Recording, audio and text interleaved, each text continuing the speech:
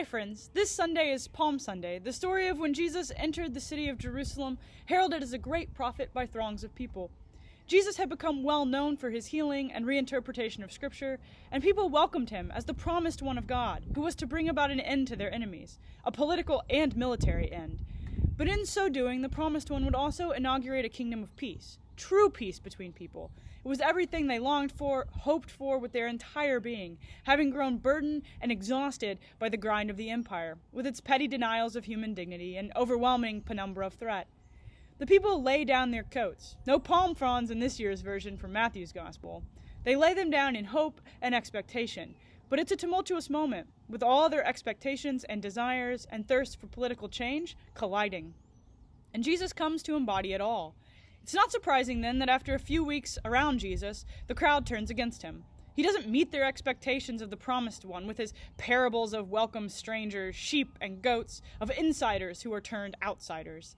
And so they reject his nonviolence, his inclusivity, his refusal to play by their games and expectations. In short, because he refuses to endorse all that they want, the crowd comes together and unifies in the great cry of "Crucify." And hearing this story every year, I find it difficult to find the newness in it. I could scrabble around in the difference between the gospel writers, make much of the prophetic quotes, dwell on how Jesus appears to ride two animals at the same time. But then, that's all to avoid what the text really invites. It's not new, but I am new every year. I come to it after a year of experiences that have changed me, even if I do not perceive it. And instead of reading the text for new details, maybe I should be turning the lens around and subject myself to scholarly scrutiny. Jesus comes riding into our lives, and so often we welcome him, heralding him as the promised one, seeing in him one who will overthrow the enemy, fulfill our hopes, and bring a reign of peace.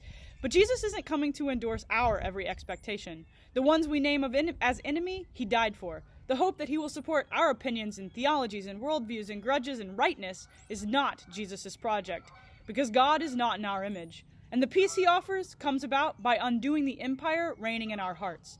And because we expected something easier, someone who was on our side, we quickly turned to shouts of "Crucify," closing ourselves to the power of God to transform our lives.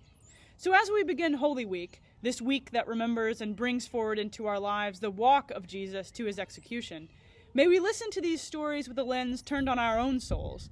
May we invite God into that investigation, prepared to accept that the promised one reveals, and trusting in his power to let the things that are not of God die, and bring to birth new creation within us.